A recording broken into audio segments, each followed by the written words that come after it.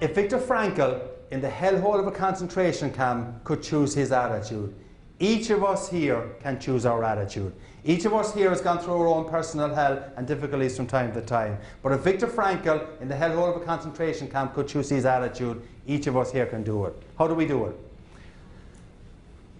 We do it by remembering one powerful question when things go wrong. And the question to ask yourself when things go wrong, the question that will help you to choose your attitude, it's a basic question. The question is, what do I want my attitude to be? What do I want my attitude to be? I'll give you a few examples of where this will work. Just out of curiosity, how many people here in this room have got teenage kids?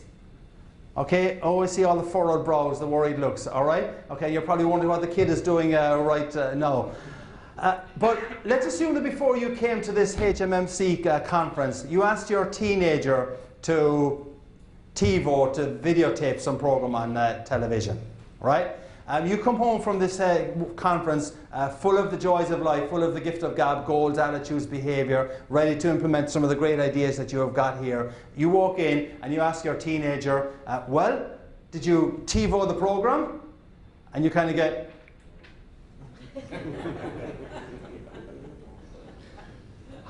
And you know where the brain should be. There's an empty space. And kind of two squirrels kind of running around it saying, what were we supposed to do? What were we supposed to do? So your first reaction naturally is to get a little bit miffed, right? Okay, and you've probably reason to get miffed because this is a program that you really did want to see again. It's the 72nd rerun of the 3rd episode of Survivor 2004. But you really did want to see it again. So your first reaction is to get miffed. Now your teenager gets miffed. And the reason why your teenager gets miffed is because you're in the relationship business, you're people business obviously. Human beings mirror human beings' reaction. And if you get miffed, obviously the first reaction from your teenager is they're going to get miffed. And when we're in a people business, your reaction is going to determine what other people's reaction is. We'll walk through this in a few minutes' time. So now you've come home from this wonderful conference. You're in a funk. The teenager is in a funk. Your spouse now isn't speaking to you. The dog has run away. The cat is hiding underneath the table. And you've got a hamster running around the treadmill at 100 revolutions per second saying to itself, because hamsters are actually very clever. The hamster is saying to itself, why doesn't someone remember to ask themselves the question they should ask when things go wrong? And the question they should ask when things go wrong is, what do I want my attitude to be? Because if you ask yourself the question, what do I want my attitude to be in that kind of a situation, you're unlikely to say, I want to be angry, I want to be annoyed. You're unlikely to say, I want to be upset. You're much more likely to say, I don't want to be angry. What do I want my attitude to be? I don't want to be upset. I don't want to be annoyed. And you will make some effort not to be angry and not to be annoyed.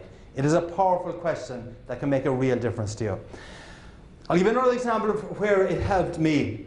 A few years back, I was driving in the western suburbs here of Chicago in rush hour traffic. I came to a set of traffic lights. I turned left at the traffic lights. And a few seconds after turning left at the traffic lights, I noticed in my rear view mirror a mobile discotheque. All right? Cop car, flashing lights, all right? I pulled to the slower lane and my new friend pulled to the slower lane. And I remember saying to myself as clearly as I'm standing here, I said, well, for the love of St. Patrick and St. Bridget, what could that fine officer of the law want from an upstanding citizen like me? Well, that was the gist of what I was thinking. Now, I may have come up with one 4-letter word, to be honest with you. But for those of you whose mind is in the gutter, the word was oops, which stands for, uh-oh, police, stop. All right? So I said to myself, no, why does he want to speak to me? And the only reason I figured why he might want to speak to me was when I had turned left at the filter arrow, it was slightly red. But not by a whole lot, no, in my opinion, right? So the other thing that kind of annoyed me about this was that the cop was driving an unmarked police car, which is totally unfair, gang, isn't it? Yeah. And the way it actually happened was that I was at this side of the traffic lights. He was on the other side in his unmarked police car, waiting for some dumb Irishman to go through a red light. And here's my point: I mean, if he had been driving a marked police car, would I have gone through the red light? No. I'm not that dumb, no, John. I wouldn't, okay? So I wouldn't have gone through the red light. So here's my thinking on this: unmarked police cars encourage lawless behaviour. Right? So discuss that with your local police chief at the next time you see the guy, okay? All right. But I pulled into a small parking lot after I noticed the mobile discotheque, and the cop there, as they are wont to do, was on his computer, and I was asking myself the question, what do I want my attitude to be? The cop there was on his computer checking in my case to see if I was a member of the Irish Republican Army, or even worse, a Patriots fan. Oh, hey, I know there's a lot of people from the East Coast here, so I just thought I'd drop that one in. But I want you to know that I am actually an equal opportunities offender. So I try to go to wherever I can kind of get a reaction from the audience. And a couple of years back, I was up in the Milwaukee area, just north of Milwaukee, and I was doing an event on the Gift of Gab, and I said the cop was checking to see if I was a member of the Irish Republican Army, or even worse, a Packers fan. I tell you, I did not think I would get out of that room alive, right? So anyway, he was checking me, and I asked myself the question. I said, you should ask when things go wrong, and I said, what do I want my attitude to be about being pulled out by the cop?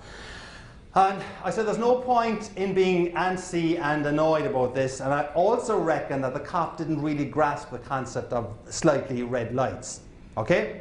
So I see the cop get out of his car on my side mirror and walk up towards me. And because this was the Chicagoland area, I prayed that he had an Irish name. I prayed that his firstborn son was christened Flynn Murphy O'Flaherty, right?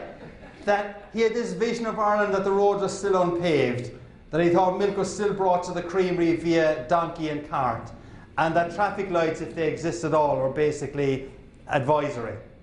All right. I look up, Officer Schmidt. That's Schmidt with C-H-M-I-T-T, okay? So I decided this wasn't going to work too well. So I gave him my license, I gave him my insurance. He's looking at my license. He advised me what he'd seen me do. He's looking at my license. I'd ask myself the question, what do I want my attitude to be? As he's looking at my license, I kid you not, Officer Schmidt said, sir, I like your attitude. And I'm thinking, crikey, this question does work. Right. So then he's looking at my insurance certificate and he says, sir, your insurance certificate is out of date. My wife normally looks after that officer. He hesitated for a second, smiled, and then I think he realized he was dealing with one more administratively incompetent husband. And he handed me back my insurance certificate and he said, sir, you don't look like a guy who drives around without insurance. I'll give you a break on that one. So I fooled him on that anyway, right? But he did say he was going to cite me for going through the red light. Now, this incident happened about 5 years ago, and the date it happened actually was the 16th of March, okay? One day before Patrick's Day, which may have helped me a little bit as well. So the rest of what was already a very affable conversation continues very affably, as you will see. You might be surprised that one of the comments I made to the cop didn't cause him any problem because of the conversation format that we had at this stage. So the rest of the conversation goes as follows. How much will this cost me, officer? That will be $75, sir. Just pay the next 2 weeks and there won't be any further problems. $75? Do you know how many pints of Guinness I can get tomorrow for $75? He cracked up. I think he thought I was in crystal meth. And he said to me, sir, if I was to cite you for going through the red light and for the lack of insurance, you would have to go to the traffic court and this would be significantly more expensive for you. So I said, okay, I appreciate the break you're giving me. He gave me my little $75 love note, okay? Wished me the best. I wished him the best. That was the way the conversation had gone. He went back to his car. Now, I pull into a small parking lot with only one access and egress. So to get out of the parking lot, I've got to turn my car around and drive by Officer Schmidt. As I'm driving by Officer Schmidt, I kid you not, the man looks up and he waves to me with a genuine smile. And I'm thinking, this is stupid. This guy just fined me 75 bucks and he's waving to me with a genuine smile. And I wave back to him with a genuine smile, and I'm thinking, this is really stupid. He's fined me 75 bucks and I'm waving back to him. But what Officer Schmidt, though, would not have known was that for only $75, I got a really powerful anecdote about the importance of asking yourself a really powerful question when things go wrong. And for everyone here in this room, things do go wrong. In the next couple of days, something will go wrong. Hopefully, it's not going to be anything serious. Maybe you might spill a cup of coffee here on the table, or you might stub your toe or something like that. But things will go wrong. It's life. We all hit speed bumps, we all hit potholes. When we hit those speed bumps, when we hit those potholes, if you can remember to ask yourself the question, what do I want my attitude to be? It will make a real difference to you. And it won't make just a real difference to you here at the hotel in Chicago. It'll make a real difference to you when you're dealing with your customers, with your clients, and with your work colleagues when you go back to work. So, knowing the people here in this room, I know that everyone here in this room does not have any difficult colleagues to work with, right? I know that everyone here in this room doesn't have any difficult clients or customers to work with. But let's assume you did have a difficult colleague to work with. Let's assume that you know that when you're going into a meeting next week with this difficult colleague, you're kind of saying to yourself, I just cannot work with that person, or that person drives me crazy, or they're just so unappreciative of the work and the results that we are generating. One way that will help you to change the environment in that meeting room or at that meeting is that before you go to the meeting, ask yourself the question, what do I want my attitude to be when I'm inside there? And I think when you ask yourself the question, what do I want my attitude to be, when you're going in dealing with your difficult work colleague, or you're going in dealing with a customer that you really have difficulties with, when you ask yourself the question, what do I want my attitude to be, you're not going to say, I want to be cranky, I want to be upset, I want to annoy them. I think if you ask yourself the question, what do I want my attitude to be, you're probably going to say, I need to get something out of this meeting. I need this meeting to be productive.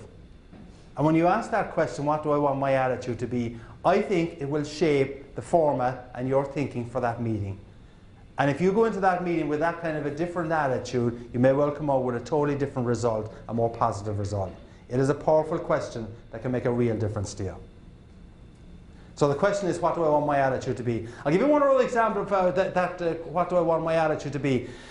Jerry indicated that I have had 2 bouts of cancer over the years. And I've actually had thyroid cancer and prostate cancer. And the prostate cancer I had about 6 years ago.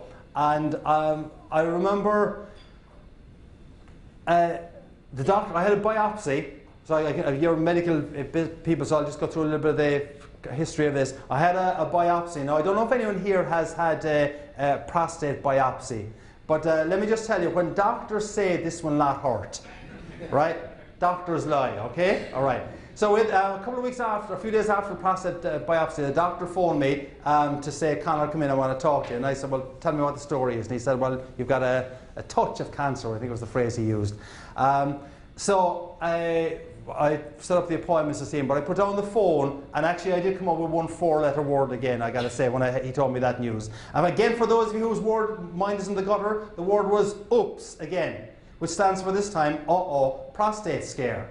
Right? Okay. So, but after I put it on the phone, kind of got throw out a few genuine F-bombs, I suppose, I then asked myself the question, what do I want my attitude to be?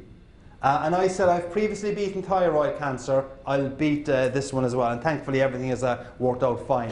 But in asking myself the question, what do I want my attitude to be? It did frame the way that I actually addressed the situation. And for instance, when I went into Northwestern Hospital here in Chicago for the prostatectomy, I went in with a brand new pair of Monty Python pajamas. Right? Pajamas bearing the legend, it's just a flesh wound. Right?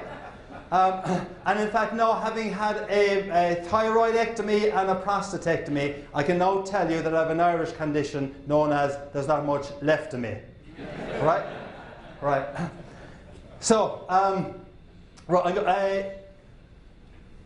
but I do believe that question, what do I want my attitude to be, helped me when I was going through that trauma and that difficulty. For you, every single day you face challenges. Every single day you face disappointments, issues, difficult colleagues, etc. If you can remember to ask yourself the question, what do I want my attitude to be? It can make a real difference to you. Right. So we've got goals, we've got attitude. Now let's go to behavior.